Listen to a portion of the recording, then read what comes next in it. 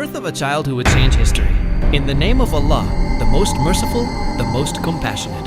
Long before the birth of Prophet Musa, another great prophet, Prophet Yusuf, lived in Egypt. Allah had given Yusuf great wisdom and knowledge. After many difficult years, he became one of the most trusted men in Egypt.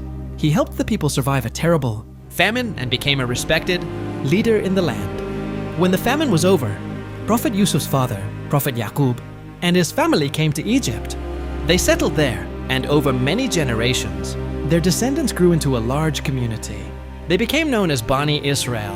At first, Bani Israel lived in Egypt in safety. But many years passed, then many more. The people who remembered Prophet Yusuf were gone. New rulers came to power, and eventually, a powerful king known as Pharaoh began to rule Egypt. Pharaoh was not like the rulers who came before him. He was proud and cruel. He believed that no one was greater than him. He even told his people that he was their highest lord. Pharaoh became afraid of Bani Israel because they were growing in number. Instead of treating them fairly, he decided to weaken them. He divided the people into groups and placed Bani Israel under his control. The men were forced to work as slaves. They were made to carry heavy loads and work on great buildings under the hot Egyptian. Their lives were filled with hardship, and their families lived under the control of Pharaoh's soldiers. Bani Israel had become a people living in fear, but Pharaoh was still not satisfied. According to historical reports mentioned by some classical Muslim scholars, Pharaoh's priests and fortune tellers warned him that a boy from Bani Israel would one day become a threat to his kingdom. Some reports mention that Pharaoh saw a frightening dream. Other reports say that his astrologers gave him a warning. The Quran itself does not mention these details, so we cannot say with certainty that this is exactly what happened. But these reports are found in some Islamic historical and tafsir books. Whatever the reason, Pharaoh became afraid, and fear made him even more cruel. He gave a terrible order. Every newborn boy from Bani Israel was to be killed. Pharaoh's soldiers began searching for newborn boys. Mothers became terrified. Fathers feared for their families.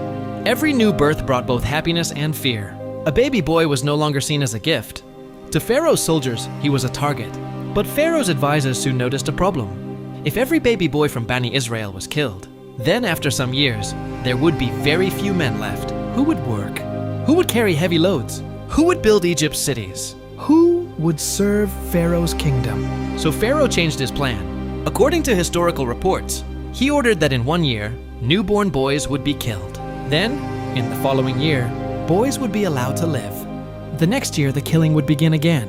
And this cruel cycle continued. 1 year, death. The next year, safety, then death again.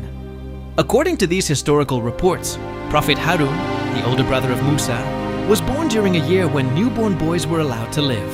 So Harun survived. But the year that followed was different. The killing of newborn boys had begun again. And it was during this dangerous year that a baby boy was born. His name was Musa. Musa's father was Imran. The Quran and authentic hadith do not tell us the name of Musa's mother. Some historical reports mention the name Yuqabid, but this is not confirmed by authentic Islamic sources. When Musa was born, his mother faced a terrible situation. She loved her baby more than anything in the world. But she knew that Pharaoh's soldiers were searching for boys like him. If they discovered her son, they would take him away, and they would kill him. Imagine the fear inside the heart of a mother who has just given birth. Every sound outside the house could mean danger. Every voice of a soldier could bring the end of everything. She tried to protect her baby. She kept him hidden. But there would come a time when hiding him would no longer be possible. Then Allah gave Musa's mother a command that, from a human point of view, seemed impossible. Allah inspired her to nurse her baby. But when she became afraid for his safety, she was to place him into a basket and put him into the river. Allah also gave her a promise. She was not to fear. She was not to grieve. Allah promised that he would return her son to her. And Allah promised that Musa would one day become one of his messengers.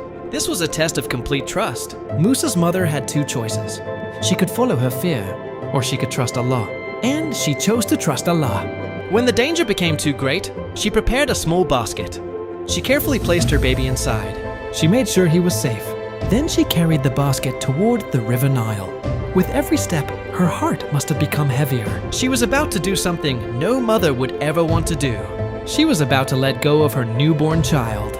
She reached the river. The water moved quietly in front of her. She looked at her baby one last time. Then, she placed the basket onto the water, the basket on the Nile. The river slowly carried it away. The basket moved farther from the shore. Musa's mother stood there watching. The basket became smaller and smaller until she could barely see it. Her heart was filled with fear, but Allah had told her not to fear. She had trusted the promise of her Lord. She did not know where the river would take her baby. She did not know who would find him. She did not know what would happen next, but Allah knew. And Allah had already planned every step of Musa's journey. The tiny basket continued moving through the waters of the Nile. It floated farther and farther away from the home where Musa's mother had placed him. And then the current began carrying the basket towards a place that no one could have expected. A place that belonged to the most powerful man in Egypt. A place where Pharaoh himself lived. The baby that Pharaoh wanted to destroy was now being carried toward Pharaoh's own palace. And Musa's mother had no idea what was about to happen. But the next part of the story would change everything. Because the basket was about to reach the palace. And inside that palace was a woman whose heart Allah would fill with love for this helpless baby. The soldiers of Pharaoh had been ordered to kill boys like Musa. But now, the palace of Pharaoh itself was about to become the place where Musa would be protected. And the child that Pharaoh feared most was about to enter his own home.